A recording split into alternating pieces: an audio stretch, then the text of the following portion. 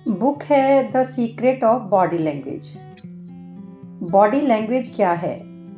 Psychologist कहते हैं कि ये सिग्नल्स या संकेतों की भाषा है। हम अपनी फीलिंग्स और थॉट्स अपने जेस्चर्स, मूवमेंट्स और एटीट्यूड से एक्सप्रेस कर देते हैं, और ये बात हमको पता तक नहीं चलती कि हम ऐसा कर रहे हैं। बिना बोले ऐसी बातें कह देना is actually a great deal. जो शब्दों से बात कही जाती हैं वो कुछ ही पार्ट कन्वे करती हैं। मूवमेंट्स यूजुअली हमारा सबकॉन्शियस माइंड कंट्रोल करता है, जो उन बातों से भी ज़्यादा बता देता है जो बातें बोल के कही जाती हैं। से मोर। और हम डेली अनकॉन्शियसली अपनी बॉडी के थ्रू काफ़ी सारे सिग्नल्स एक्सप्रेस करते हैं। इस स्टडी को, बॉडी मूवमेंट की स्टडी को काइनेसिक्स कहते हैं। ये उस इंसान की 50% इंफॉर्मेशन, यानी उसके कैरेक्टर की, उसकी क्रेडिबिलिटी की और उसके इम्पैक्ट को उसकी बॉडी लैंग्वेज से पढ़ा जा सकता है। बॉडी लैंग्वेज की क्या इम्पोर्टेंस है? एक्चुअली अपने थॉट्स को छुपाने के लिए हम कुछ अलग शब्द चुन सकते हैं जिससे हमारी रियल फीलिंग्स एक्सप्रेस ना हो, या कुछ बातें ऐसा होता है कि हम अनकही छोड़ सकते हैं, अनसेड, या झूठ बोल सकते हैं। But it is impossible to do with this body language. कभी कभी अपना ओपिनियन या बिलीफ बदलना या विचारों को बदलना आसान होता है, लेकिन पोस्चर्स को कंट्रोल करना इजी नहीं होता। जैसे आप अनकॉन्शियसली अपने ईयर लॉब्स खींचते हैं, कानों को खींचते हैं। आप शायद शब्दों का प्रयोग करके भी, एक्सप्लेन करने के बाद भी लोगों को अपनी बात नहीं समझा पाते, जो आप अपनी बॉडी लैंग्वेज या साइंस से कह जाते हैं और सामने वाला समझ जाता है। The body speaks simply and clearly. आपको सिर्फ ऑब्जर्व करना और इंटरप्रेट करना दोनों आने चाहिए। आपको अपनी और दूसरों की बॉडी लैंग्वेज समझने के लिए उनको ध्यान से देखना होगा, क्योंकि जो आप देख रहे हो वो शायद स्पष्ट या आसानी से समझ में ना आ पाए। वो काफ़ी स्मॉल, सिंपल, अनएक्सपेक्टेकुलर सिग्नल्स हैं। पर्सनल और प्रोफेशनल दोनों ही जगह बॉडी लैंग्वेज एक बहुत बड़ा साधन है कम्युनिकेशन का। यदि आप में ये एबिलिटी है तो इससे आपको लोगों के साथ डील करने में काफ़ी फ़ायदा होगा। आप अपनी बॉडी को लिबरेट कर दीजिए, जो भी रेस्ट्रिक्शंस आपने अपने ऊपर लादे हुए हैं, यानी अपनी बॉडी को फ्री कीजिए। जो साइंस, जो सोशली या पर्सनली चीज़ें आपको रोकती हैं, लाइक आप सोचते हैं ये मॉरली एक्सेप्टेबल नहीं है, या कभी कभी आप खुद ही अपनी ही बनाई हुई बंदिशों से अपने आप को कंट्रोल करते हैं और अपने आप की फीलिंग्स को एक्सप्रेस करने से रोकते हैं। अपनी बॉडी को अच्छे से यूज़ कीजिए, मोर फोर्सफुली टू कम्युनिकेट। अपने इनर और आउटर एटीट्यूड को हार्मोनाइज कीजिए ताकि आप ज़्यादा रिलैक्स्ड फील करें, कम स्ट्रेस एक्सपीरियंस करें।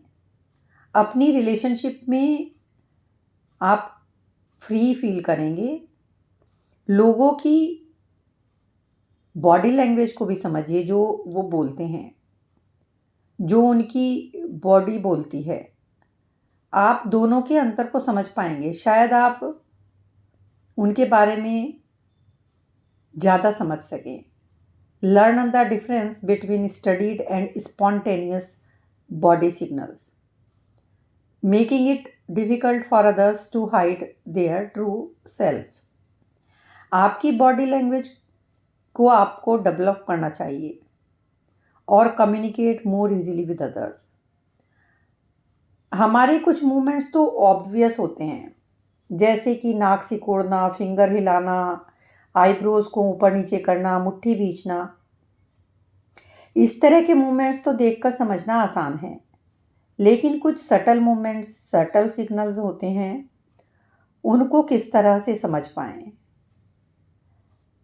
जैपनीज माइम थिएटर है, वहाँ पर आईब्रोज के थ्रू 40 टाइप की पोजीशंस के थ्रू वो लोग अपनी इमोशंस को कन्वे करते हैं। तो कुछ सिग्नल्स बताती हूँ मैं आपको, बहुत सिंपल से। जैसे कुछ लोग दोनों हाथों से चेस्ट के सामने कॉफ़ी के कप को पकड़ के रखते हैं। ये क्या सिग्नल करता है? ये उस पर्सन की इनसिक्योरिटी शो करता है। कप को प्रोटेक्टिवली पकड़ना ये शो करता है कि वो इंसान इनसिक्योर है। इसी तरह के कुछ और जेस्चर्स हैं, जैसे कि फिल्म में जो मॉबस्टर होते हैं वो वेस्ट कोट में थंब डाल के चलते हैं। हीरोज़ अपने हिप मूवमेंट्स को ज़्यादा एम्फेसिस करते हैं। और कुछ लोग रेस्टोरेंट्स में खाली टेबल पे बैठना पसंद करते हैं rather than join another group. Ladies cross leg करके बैठती हैं, इससे वो लंबी दिखती हैं और मैन का उनकी तरफ अट्रैक्शन होता है। इसी तरह से मैं यहाँ पर बताती हूँ कुछ बॉडी सिग्नल्स को डिनोट करने के लिए इंग्लिश में कुछ फ्रेजेस हैं, जैसे कि आई स्पीक्स वॉल्यूम्स, यानी आंखें सोल की विंडो हैं जो शब्दों को से भी ज़्यादा बात बता देती हैं। Someone is on your back, यानी किसी को क्रिटिसाइज करके एनॉय करना या प्रेशर डालना। एक फ्रेज़ है he has a pain in the neck, यानी रोंग पोस्चर का होना। एक फ्रेज़ है हैंग योर हेड, यानी अशेम्ड फील करना, शर्म महसूस करना। एक फ्रेज़ है head over heels in love, यानी बहुत ज़्यादा प्यार करना। एक फ्रेज़ है इफ़ लुक्स कुड किल, यानी गुस्से से देखना। एक फ्रेज़ है कोल्ड फीट, यानी करेज या कॉन्फिडेंस की कमी। बॉडी लैंग्वेज की इम्पॉर्टेंस 1926 में एक हंगेरियन कोरियोग्राफर, डांसर, टीचर था रुडोल्फ, उसने पहचानी। मूवमेंट इंसान की इच्छा या विल का फर्स्ट मैनिफेस्टेशन है। जितनी भी साउंड्स होती हैं, बोलना, गाना, चिल्लाना, ये डायफ्राम के मूवमेंट से पैदा होती हैं जब हम सांस लेते हैं। साउंड वॉल्यूम और pitch serves the purpose of expressing movements. Body language की समझ होने बहुत ही फ़ायदेमंद है यदि आप इसको समझ पाएँ कि जो सिग्नल्स आप देख रहे हैं किसी भी पर्सन में, वो कई बार ऐसा होता है उसके कई अर्थ हो सकते हैं। जैसे जो लोग धोखा देने वाले होते हैं, फ्रॉड होते हैं, वो अपनी ट्रू फीलिंग्स को बड़ी आसानी से छिपा लेते हैं। लेकिन एक बात ध्यान में हमेशा रखनी चाहिए कि जल्दबाजी में भी किसी के बारे में कोई ओपिनियन नहीं बनानी चाहिए। स्नैप जजमेंट से अवेयर रहना चाहिए। Understanding body language means more than just identifying and interpreting a particular gesture in isolation. If you want to slot everything neatly into place, तो आप लोगों को गलत भी समझ सकते हैं और किसी भी पर्सन के बारे में सिर्फ एक बार देखकर ओपिनियन नहीं बनानी चाहिए जब तक आप उसको कई बार ऑब्जर्व ना कर लें। कुछ बहुत ही माइन्यूट या टाइनी एक्सप्रेशंस भी होते हैं जो शायद आप सही से इंटरप्रेट कर पाएँ किसी के बारे में सही निर्णय बनाने के लिए, और उसके लिए आपको अपनी सेंसेस को भी तेज करना होगा। इससे आपकी ऑब्जर्वेशन और सेंसिटिविटी इम्प्रूव होगी। और सावधान रहिए, पहले खुद को जानिए, तभी आप दूसरों को जान पाएंगे। It is simply a matter of reflection. Be cautious, self critical and modest when judging others. German एक फिलोसोफर थे जॉर्ज क्रिस्टॉफ, वो कहते हैं कि know your self and you will know others, it is simply a matter of reflection. यहाँ पर writer एक example दे रहे हैं। एक टाइगर एक पिंजरे में बंद होता है सर्कस में, तो उसका टेमर उसको या ट्रेनर जो होता है मनूवर बड़ी सावधानी से उसको कंट्रोल करता है। कैसे कंट्रोल करता है वो टाइगर को? वो देखने वालों को उस टेमर की बहादुरी लगती है, लेकिन वो ट्रेनर टाइगर के बिहेवियर को कंट्रोल करने की नॉलेज रखता है। वो जानता है कि जब वो टाइगर के क्लोज जाएगा तो टाइगर अटैक करने के लिए थोड़ा पीछे हटेगा।